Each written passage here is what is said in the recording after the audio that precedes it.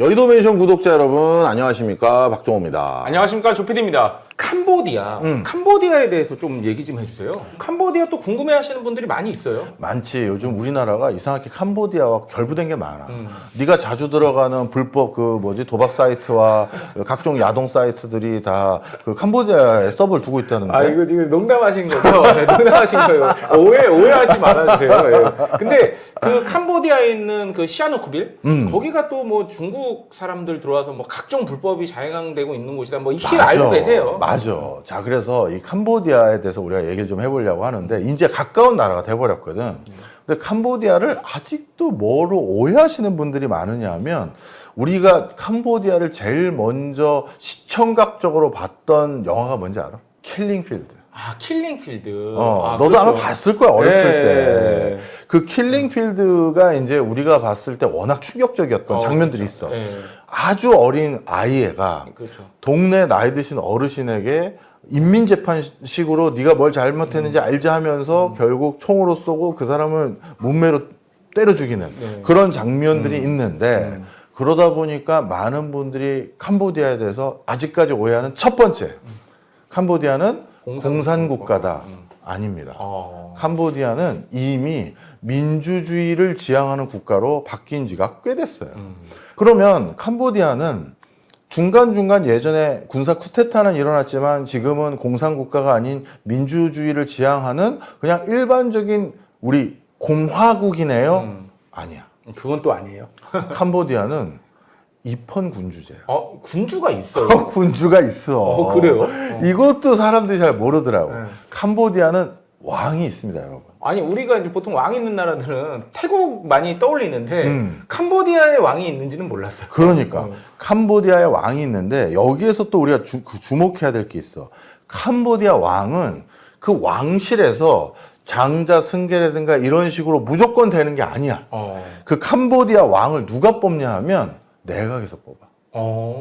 이게 또 특이하지.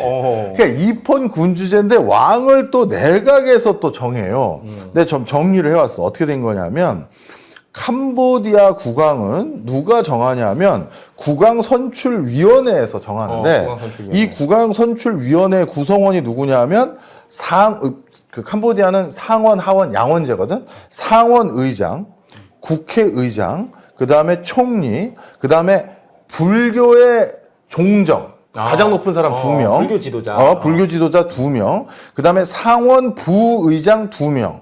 국회 부의장 2명. 총 9명이 국왕을 결정하는 거야.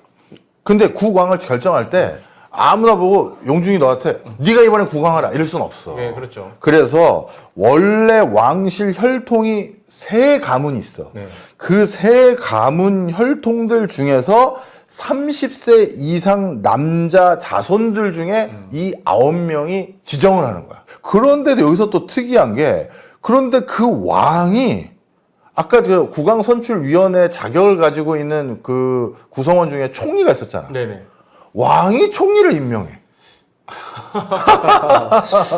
되게 복잡하네요. 복잡하지. 네. 근데 왕이 총리를 임명할 때는 물론 왕이 야 네가 총리해라 이렇게는 못해. 어떻게 하냐면 제1당 의회, 그 국회 1당 있지. 네. 다수당이 단 곳에서 그 추천을 해줘. 그래서 그 추천을 받아서 오케이 이 사람을 할게요 하는 거야. 물론 국왕이 버틸 수 있어. 나 안 해. 그렇지.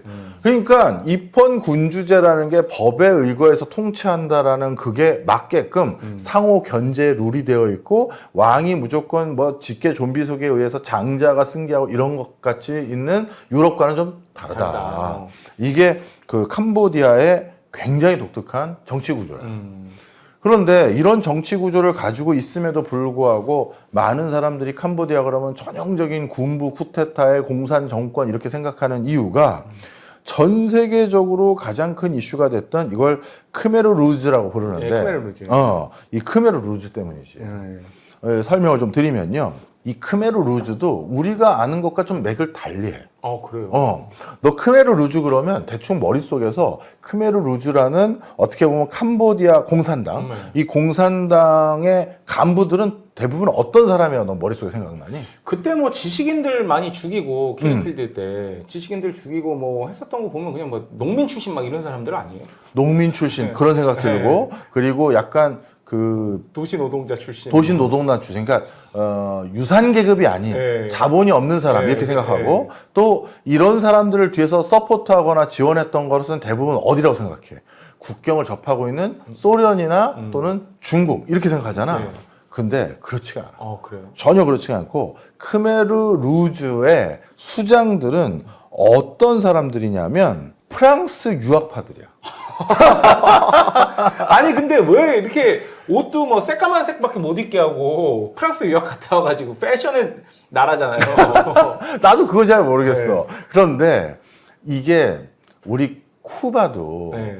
그 피델 카스트로 말고 체게바라. 체게바라. 예. 체게바라 어떤 사람이야? 체게바라도 또 집안도 그렇고 또 공부 좀 한 사람이잖아요. 체게바라도 아르헨티나의 엄청난 그 귀족 집안이라고 할 수 있는 그런 정도의 재산가고 본인이 의사였잖아. 네. 그런데 본인이 그 어떻게 보면 그런 거 다 집어치우고 쿠바에서 혁명하려고 헌신했고 또 항상 야상에서 자고 예, 그렇죠. 그런 것들을 베레모스도. 지향했잖아. 이쪽도 똑같아. 프랑스 유학파 출신. 프랑스 유학파 시절이야. 이 대표적으로 크메르 루즈의 그 최고 주동자들이 치아라는 사람하고 살로스 사 이 두 사람인데 이 사람은 1960년대 프랑스 유학을 가서 프랑스도 사실 우리가 시장 민주주의만 지향하는 국가가 아니잖아. 그렇죠. 제3세계 진영의 네. 수장처럼. 그리고 뭐 대혁명 겪었었던 나라기 때문에. 맞아. 그러다 보니까 프랑스 유학 시절 프랑스에서 마르크스주의, 레닌주의를 배워. 그래서 프랑스에서 그걸 배우고 고국으로 돌아왔다는 건 그리고 나서 비밀 결사를 만들었는데 그럼 그 당시 캄보디아는 왕정이고 공산 국가가 아니라는 얘기지. 그렇죠. 그래서 본인들이 이걸 공산 활동을 1960년대 초반에 하는데 엄청나게 탄압을 받는 거야. 그래서 이걸 하기 위해서 어디로 갔냐 하면 북부 정글로 숨어들어. 그래서 북부 정글에서 게릴라전을 하면서 어떻게든 이걸 이제 하는데 여기에서도 또 우리가 아는 것과 다른 지식이 하나 있어. 이 크메르 루즈가 북부 정글 지역에서 게릴라전 하면서 공산화를 도모하려고 할 때 이들을 가장 전폭적으로 지원해주고 도와줬던 국가가 어딜까? 미국이야. 맞아, 정답이야. 아니 뭐 전혀 이게 예상할 수 없는 걸로 제가 한번 얘기를 해봤는데 맞아, 미국이에요? 정답이야. 미국이야. 미국이 그때 이걸 왜 지원했냐면 그 당시 왕정 전복시키라고. 왕이 있는 나라는 민주주의를 할 수가 없는 거잖아. 그렇죠. 그런데 얘네가 물론 공산 진영의 수장이긴 하지만 딱 봐도 프랑스 유학파일 뿐만 아니라 어떤 뭔가 투표, 선거권 그리고 왕정을 없앨 수 있는 유력한 조직을 가지고 있는 애들이거든. 그래서 미국이 이 크메르 루즈를 지원한 아주 초창기 세력이었어. 그래서 게릴라전을 계속하다가 결국 미국의 그 군사 쿠데타로 어떻게 왕정을 이제 전복했고 그런데 어떤 일이 생겼냐면 이때 크메르 루즈뿐만 아니라 미국이 크메르 루즈 말고 더 지원했던 또 다른 잔당들이 있어. 네. 걔네들이 어떻게 보면 진짜 미국의 지원을 더 등에 엎은 거야. 이 두 개가 연합을 해서 왕정을 끌어내린 건데 미국이 크메르 루즈 말고 다른 더 지원했던 데는 공산 진영이 아닌 시장 진영을 더 지향했던 곳이긴 하지. 근데 둘이 연합한 걸 뻔히 알고 있으면서 미국 지원했다는 건 그렇죠. 크메르 루즈 지원한 거야. 그렇죠. 여기에 대해서 그건 크메르 루즈가 아니라 다른 데를 지원했다고 얘기하시는 분들이 있는데 그렇지 않습니다. 그냥 둘이 결탁한 거 아는데도 계속 무기 주고 돈 준 겁니다. 자, 그래서 이러고 나서 딱 어떻게 보면 우리로 따지면 뭐라고 해야 되니? 북한하고 남한이 일단 독립부터 한 거잖아. 네, 그렇죠. 그러면 이 두 세력이 어떻게 되겠어? 서로 또 이제 세력 다툼을 해야죠. 당연히 세력 다툼을 하는 거지. 그래서 캄보디아가 그 뒤로 완벽하게 또 크메르 루즈와 반대 진영이 또 싸움을 하게 되는데 이 크메르 루즈가 지향했던 바가 어떻게 보면 가장 이상적인 공산 사회야. 그래서 얘네는 이어 제로라는 걸 슬로건으로 했는데 이게 뭔가 하고 나도 찾아봤거든. 찾아봤더니 모든 것을 초기화하자래. 석기 시대로 돌아가자. 그래서 약간 뭐 공산주의로 이 사회를 개편합시다가 아니라 네. 자 모든 걸 다 초기화해야 되기 네. 때문에 집 다 내놓고 네. 논밭 다 내놓고 현금 다 가져와. 그리고 쉽게 해서 엠빵. 다시 시작인 거야. 땅도 나눠주고, 일도 집도 똑같이 나눠줘. 하고. 근데 집의 개수와 사람 개수가 안 맞잖아. 네. 그러면 안방 와가지고 화장실은 네 거고, 건너집은 제 거고, 현관부터 앞마당은 네 거. 거의 이런 수준으로 완벽하게 제로섬에서 모든 걸 다시 시작하자라는 게 이 크메르 루즈의 지향점이었어. 이게 이어 제로야. 제로에서 시작하는 원년을 만들어서 여기서부터 다시 해야 된다. 그래서 계급 없는, 그리고 또 하나 더. 농업 중심의 사회를 만들어야 된다. 농업 중심. 그게 크메르 루즈고, 그래서 얘네는 이게 나도 좀 이해가 안 가. 본인이 프랑스 유학파 출신인데 네. 세 가지 슬로건을 내. 네. 프랑스 파리에서 공부했던 사람인데 네. 반도시, 반지식인, 반서구. 이해가 안 가지. 그러게요. 뭐 거기서 인종차별 많이 당했었나? 몰라. 그런데 본인들이 생각하기엔 이 반도시, 반서구, 반지식인 이걸 이념으로 내세울 수밖에 없었던 게 캄보디아가 썩어 빠진 게 바로 누구들 때문이냐면 도시민들이 도시에 정착하지 못한 영세민들을 착취했기 때문이고, 그 다음에 지식인들이 지식이 조금 작고 부족한 사람들을 이상한데 선동해서 자신의 정권, 자신의 이익을 더 늘리는 데만 그 사람들을 이용하고 있다. 이런 생각이 있었고, 그리고 종교인들. 캄보디아도 아까 그 왕선임위원회 그 불교 정종이 들어가는 것처럼 종교도 워낙 중요한데, 여기는 또 종교에 이렇게 헌납하고 하는 문화가 또 공고하다 보니까 그것도 또 종교도 지금 서민들을 갉아먹는다. 그리고 소수민족. 소수민족을 더 탄압하는 것도 솔직히 좀 이해가 잘 안 갔어. 근데 하여튼 소수민족까지 이게 다 부패의 온상이다라고 해서 이 사람들을 전부 다 없애는. 그러니까 인종 청소죠. 뭐. 청소지. 그래서 이 크메르 루즈는 20세기에 전 세계에서 가장 지독할 정도의 인종 청소를 감행했던 대표적인 집단으로 이제 알려져 있지. 네, 그렇죠. 자, 그래서 이 사람들을 제거해야 된다는 거야. 이 사람들을 교화시키거나 이 사람들의 재산을 빼서 제로섬으로 하는 게 아니라 얘는 제거하고 나머지 사람들을 가지고 제로에서 다시 시작하자. 그 다음에 마지막이야. 이것도 진짜 이해가 안 가. 프랑스 유학파들이 이런 소리를 할 수 있다는 게. 경제 구조를 뭘 지향한 것 같아? 이런 상황이면. 뭐 공산주의. 공산주의를 넘어서서 자급자족이야. 자급자족이요. 공산주의는 그렇죠. 중앙에서 너희들은 다 공장에서 일하고 너희는 농사만 짓고 해서 중앙에서 다 모은 다음에 다시 배급을 하잖아. 배분을 하고. 그렇죠. 그게 아니라 너는 네 가족들 자급자족해. 너희 동네 자급자족해. 너는 너희 동네 같이 자급자족이 목표. 자급자족이고. 농촌 중심의 자급자족. 그리고 그 농촌에 있는 것도 집단 경영이야. 뭐 마치 그냥 뭐 화폐 경제 발달하기 전에 완전 그냥 과거로 돌아간 그런 공동체 사회를 이상으로 삼았나요? 정답입니다. 그래서 얘네가 이 자급자족과 농업 집단화를 주장하면서 제시했던 게 시장 전면 금지. 자급자족을 하는데 무슨 시장에 내다 팔고 그렇지 필요 없지. 화폐 전면 금지야. 자급자족을 하는데 거래를 할 이유가 없는데 화폐가 왜 필요한 거야? 그 다음에 사유재산 당연히 전면 금지고 집단 경영해야 되니까. 그리고 종교도 전면 금지야. 아까 종교 썩었다고 했잖아. 그렇죠. 그 다음에 이것도 이해가 안 가. 프랑스 유학파들이 교육 전면 금지야. 아니, 오랜만에 용준이 당황하는 걸 보네. 아니, 뭐 이렇게 안 되는 것만 이렇게 많아요. 특히 이게 교육 금지는 정말 이해가 안 되는데요. 누구도 이해가 안 가지.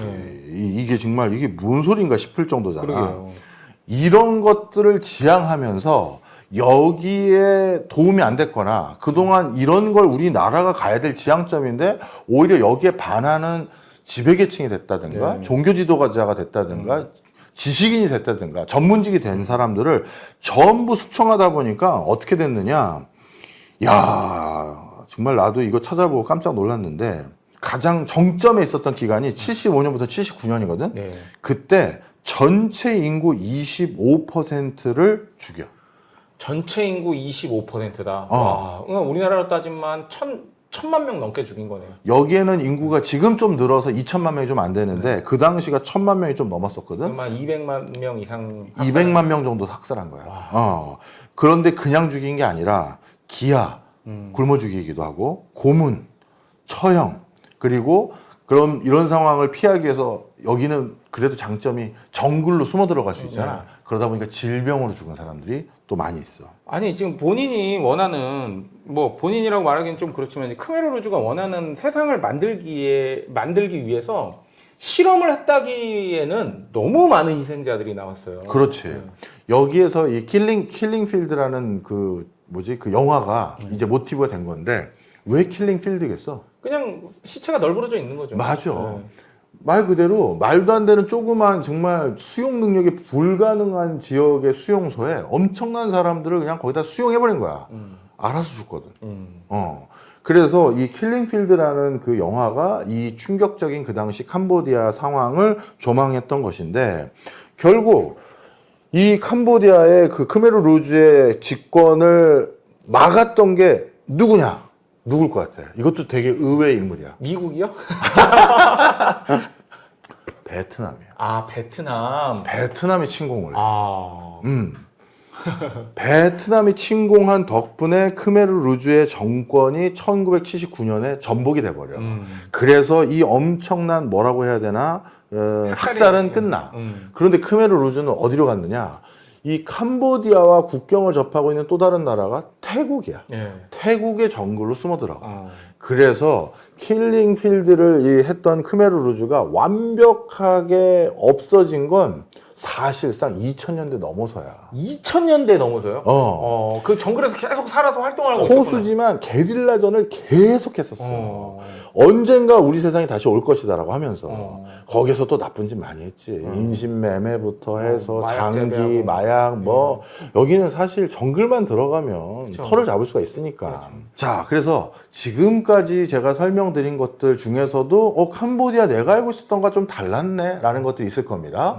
첫 번째, 아직도 왕정 국가다. 예. 근데 그 왕이 독특하게 선임된다. 그리고 공산 진영 중에서 가장 극단적인 원시적인 공산 형태를 지향했던 크메르 루즈는 일찌감치 없어지고 그 뒤로 선거로 민주주의를 지향하거나 왕정을 더 공고히 복구하려는 그 왕실을 복구하는 걸 지향하는 또 계파가 있고 또 종교 기반 계파가 있고 해서 정당도 군소정당이 엄청나게 많다. 그리고 중간중간 또 쿠데타들도 일어났던 적이 있다. 그래서 군부도 나름 힘이 있다. 뭐 이런 식으로 해서 캄보디아가 계속 진화 발전해 왔는데 그 전의 역사도 더 개판 5분이야. 캄보디아는 인구가 영토는 우리나라 영토의 1.8배인데. 그건 크네요. 근데 인구는 1000만 명 왔다 갔다 했었으니까. 지금은 한 2천만 명 좀 안 되지만. 그러다 보니 옆에 있는 인구 대국들, 태국과 태국이나 베트남. 네. 맨날 번갈아 여길 지배하는 거야. 그러다 보니 캄보디아 국왕이 태국과 베트남에 맨날 번갈아 지배당하는 이 꼴이 싫어서 스스로 프랑스의 보호령을 선택해. 그래서 프랑스가 들어온 거야. 그래서 프랑스가 들어와서 프랑스의 보호령이 선택됐다가 갑자기 또 그 왕을 누가 꼬드기냐 하면 일본이 꼬드겨.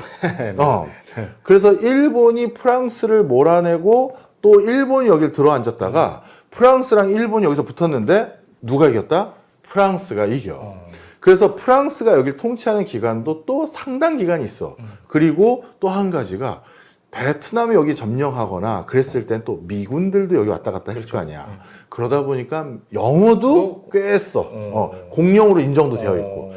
국어라는 의미가 아닙니다. 공용, 상용하는 언어들이라는 그렇죠. 거죠. 그래서 캄보디아 본래 언어, 프랑스 언어, 영어까지 써. 그래서 캄보디아가 의외로 우리 기업들이라든가 한국인들이 들어가서 캄보디아 언어를 또 좀 못하더라도 이상하게 영어를 곧잘 하는 사람도 좀 있어. 그게 되게 굉장히 특이하네요. 그렇지. 그러다 보니까 그런 사람들의 도움 아래 또 이쪽 지역에서 또 편하게 초반에 비즈니스를 할 수 있게 된 거지. 자, 그런데 여기서 또 재밌는 게 캄보디아에 이렇게 군소 정당들도 많고 외부의 세력에 의존해서 성장해왔던 계층들이나 또 이런 사람도 있을 거 아니야. 그럼 서로 말은 선거를 가지고 캄보디아의 미래를 정하자 했지만 이 선거가 사실 공정선거가 됐겠어? 그러게요. 이번에 우리 프랑스계 우리 정당이 아니면 우리 지배계층이 지배하면 내가 후사하겠다면서 돈 주고 그렇죠. 뭐 무슨 편법적인 온갖 술책으로 선거하고 막 그럴 거 아니야. 그렇죠. 그러다 보니까 캄보디아가 국민들이 선거 결과를 수용을 못해. 그래서 도저히 하다 못해 어쩔 수 없이 크메르 루즈 없어지고 난 뒤에도 선거가 다 부정선거, 개판 뭐 이런 것들이 많아서 또 캄보디아 내부에서 결국 어떻게 했느냐. 90년대 초반에는 선거 때마다 UN 집회 아래 선거를 해. 입회 아래. 아니 그 국민들도 자기가 지지하지 않는 사람이 당선될 수 있어요. 당연히 민주주의 사회니까. 그래도 이 선거가 공정했다는 믿음이 있으면 수용할 수 있잖아요. 그렇지. 근데 그 믿음 자체가 없으면 없는 거야. 누구도 못 받아들이는 겁니다. 주변을 다 물어봤는데 야 너 진짜 쟤 찍었어? 아니? 너 찍었어? 아니? 누가 찍은 거야? 찍은 사람이 없는데 없는데 이건 너무 이상하다는 거지. 그래서 도저히 안 되겠다 해서 유엔의 입회 아래 유엔에서 선거를 관리하는 그런 형태로 90년대 초반은 선거를 계속 했던 거야. 우리나라 뭐 그 45년 해방되고 그때랑 비슷하네요. 그런 거랑 비슷한 상황인 거지. 하여튼 캄보디아도 옆에 그 태국과 하여튼 베트남 뭐 프랑스 그다음에 영국뿐만 아니라 내부의 지도자들도 워낙 생각이 다 다르니까 그걸로 피해본 건 캄보디아 국민들밖에 없어. 그렇죠. 언제나 피해받는 거는 국민들이에요. 그리고 200만 명 가까이가 사망을 했으니 그 피해는 이루 막 말할 수 없지. 인구의 25%면은 자기 주변에 안 죽은 사람이 없겠어요? 그럼. 네. 자, 그럼 그런 캄보디아는 도대체 태국하고는 어떻게 이렇게 계속 뭔가 사이가 멀었던 것 같이 얘기가 나오고 그 다음에 태국에서 얘기하는 거는 야 니들이 나랑 그런 사이가 아니고 우리는 친인척이나 다름없는 이런 소리도 요즘 나오거든. 네. 이거는 또 도대체 어떻게 된 것이며 요건 다음 시간.